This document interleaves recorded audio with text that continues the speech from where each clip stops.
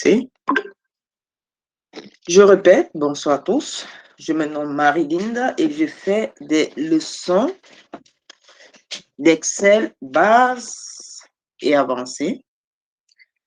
Je les fais pour les entreprises et pour les privés. Je les fais en présence dans une salle que je loue par heure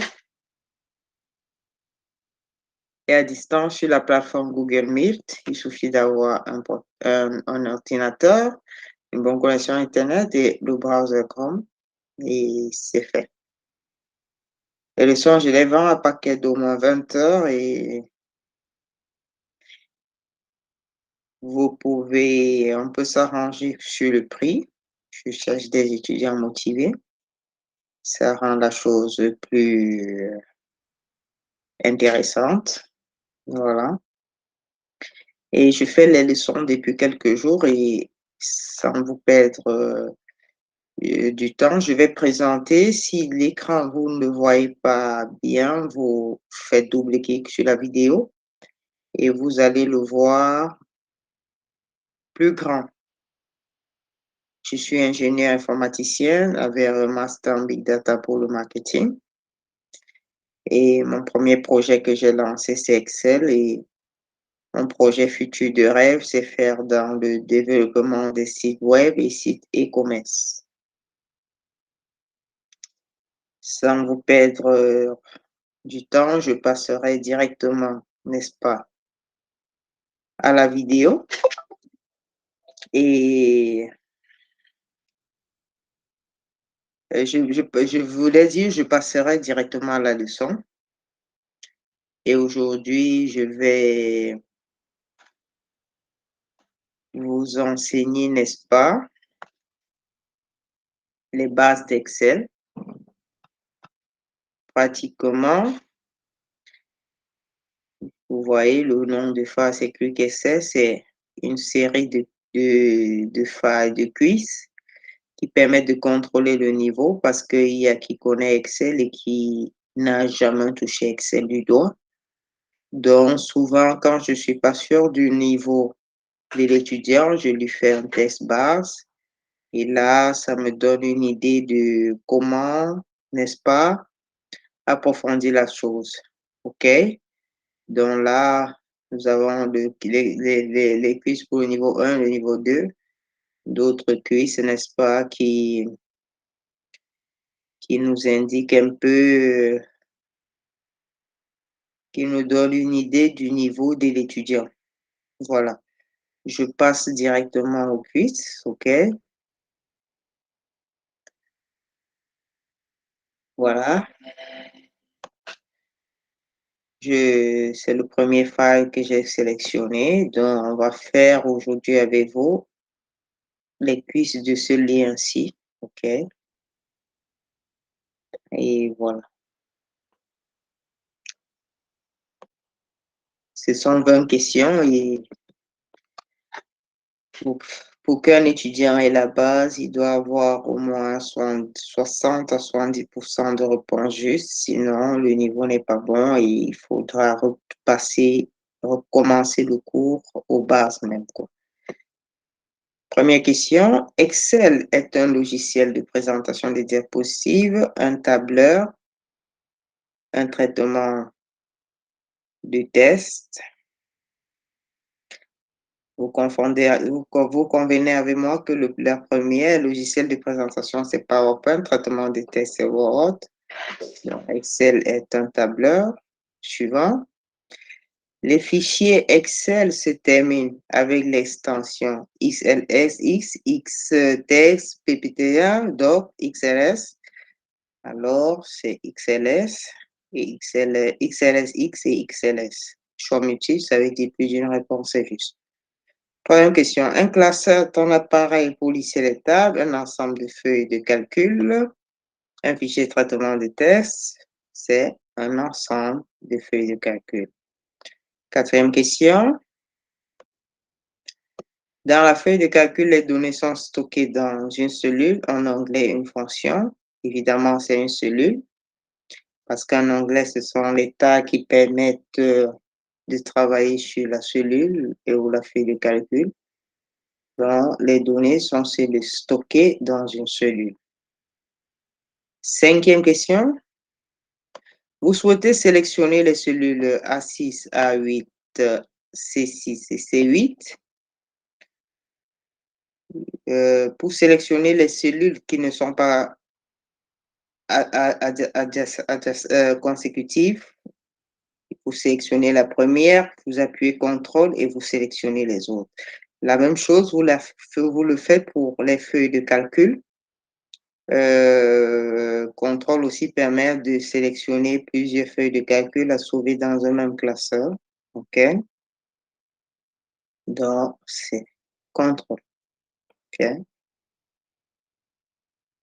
Sixième question. Que signifie ce bouton? Ce bouton est identique au bouton de Word. Et je vais vous dire que plusieurs fonctions utilisées sur Excel sont valides sur Word et d'autres programmes aussi, un peu comme CTRL-Z qui permet d'annuler la dernière opération. C'est valide soit sur Excel que sur Word.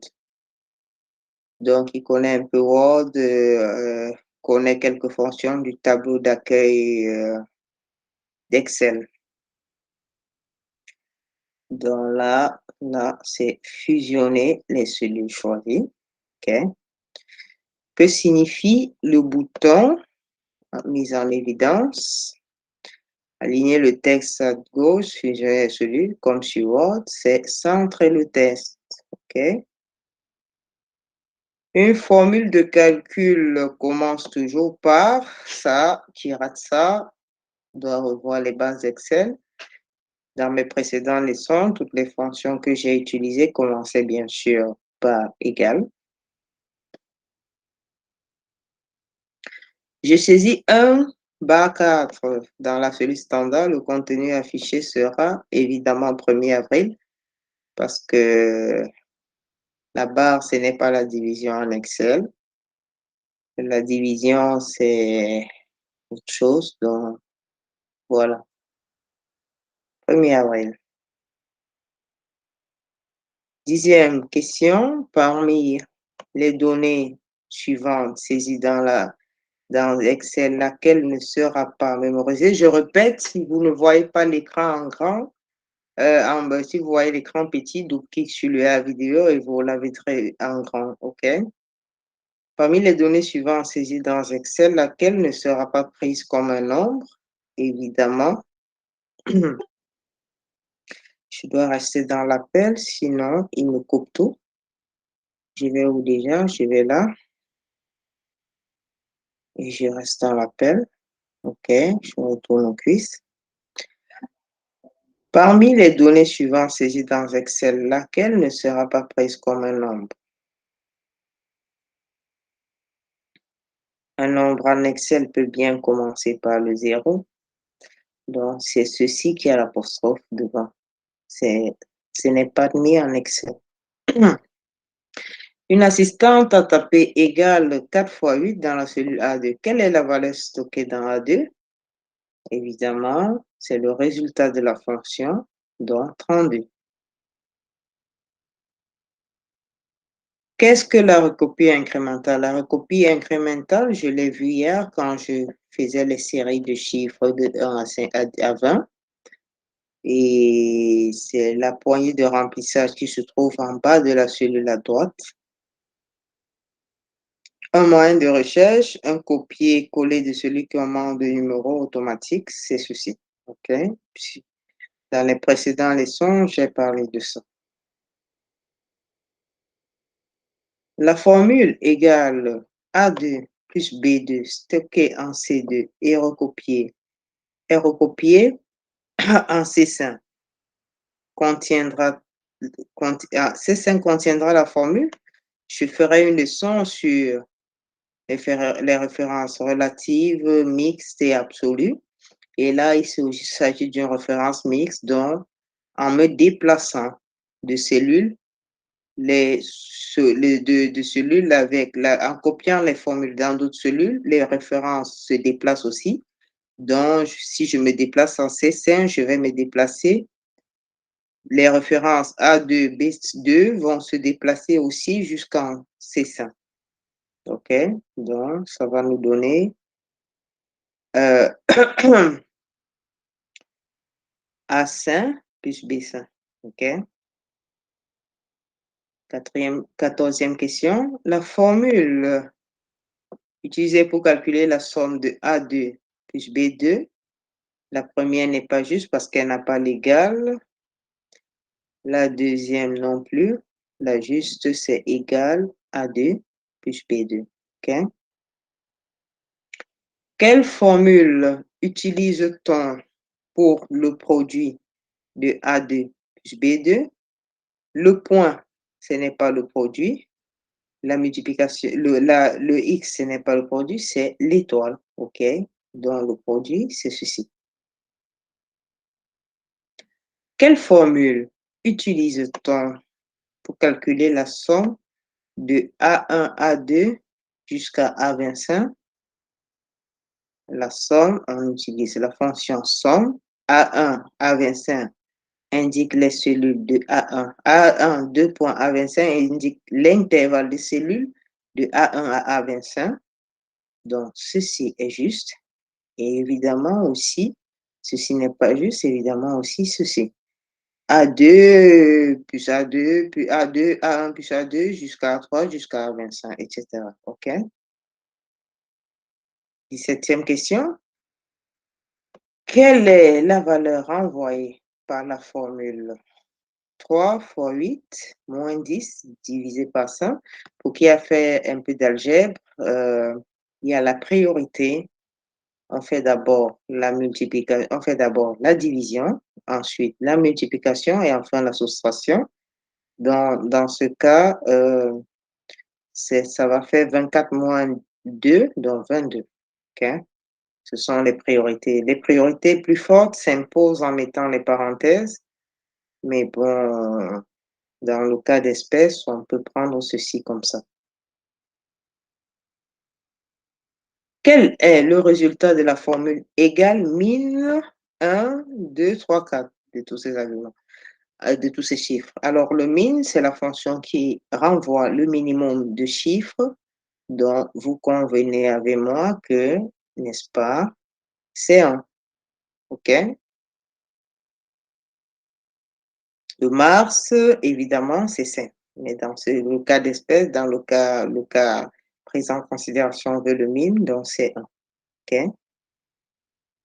19e question. Quelle est la formule qui permet de calculer la moyenne des trois nombres situés dans A1, B2 et C3? Choix multiple, ça veut dire plus d'une réponse sont justes. Alors, du coup, la moyenne. La première n'est pas juste parce que elle donne un intervalle qui n'existe pas en Excel. Celle-ci n'est pas juste parce que elle ne divise pas tous les chiffres par 3. La moyenne des nombres, c'est la somme des nombres divisé par le tout divisé par le nombre de nombres. Donc, celle-ci n'est pas juste. Celle-ci divise par 2 n'est pas juste. Celle-ci n'est pas juste. Là, on a utilisé la fonction moyenne sur les trois chiffres. C'est très juste.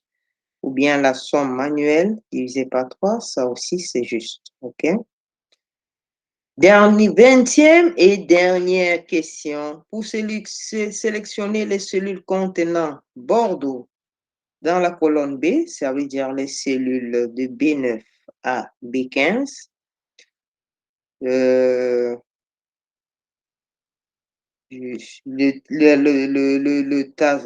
bouton Shift, non. La touche supprimée, non.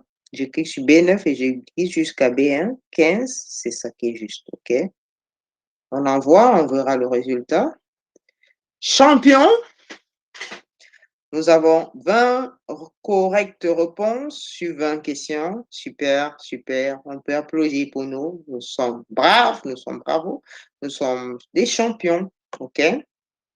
Et là en bas, vous avez, n'est-ce pas, la solution. test, la solution au quiz. OK.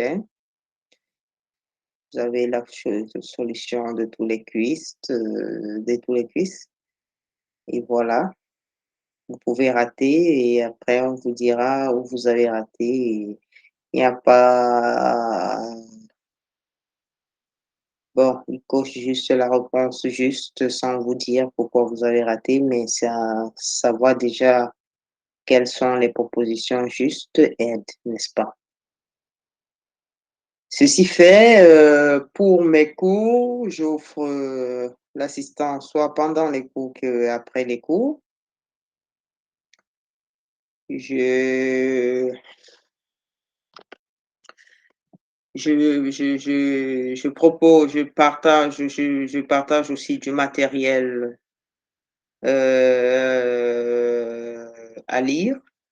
J'ai, tout le programme Microsoft d'Excel 2016, le mat et des petits manuels d'Excel et guides d'Excel. Donc, qui prend le cours a inclus dans ça la comment je vais dire ça? La l'assistance même après les pendant et après les cours et surtout le manuel, le matériel de travail qui est inclus dans dans les cours. OK? Ceci fait, j'espère que la leçon vous a plu. Je vous invite à laisser vos avis en commentaire, directement sur les vidéos à laisser un mail à l'adresse mail et linsee198505@gmail.com.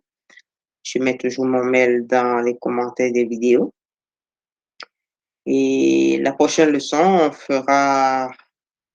je vais préparer les quiz pour le niveau 2 parce que le programme a 2 modules, le module base et le module avancé. Donc, je vais préparer des quiz, n'est-ce pas, pour le module 2 et chacun saura, en fonction de son niveau où, n'est-ce pas, commencer. Si le module base est bon, on commence directement par le module avancé et voilà. Ceci dit, je vous invite à cliquer, vous abonner et pour ne pas rater de prochaines vidéos et surtout de laisser vos avis en commentaire. Je fais cours de lundi à dimanche. En semaine, je les fais à partir de 15 heures, en week-end à partir de 9 heures. Et tous ceux qui sont intéressés peuvent, n'est-ce pas, me laisser un message. Bon, ceci dit, je vais arrêter le streaming. OK. Au revoir à qui me suit par le streaming et à la prochaine leçon. Là, maintenant, je vais arrêter l'enregistrement. Bonne soirée à tous. J'attends vos conseils et vos avis en commentaire et aussi, pour qui pour qui veut un échange de connaissances réciproques ou pour qui pense qu'il peut m'apporter plus, je suis très ouverte. Pour qui pense qu'on peut travailler ensemble, je suis très ouverte, privé comme entreprise, je suis très ouverte et ceci dit, merci, bonne soirée, à la prochaine leçon.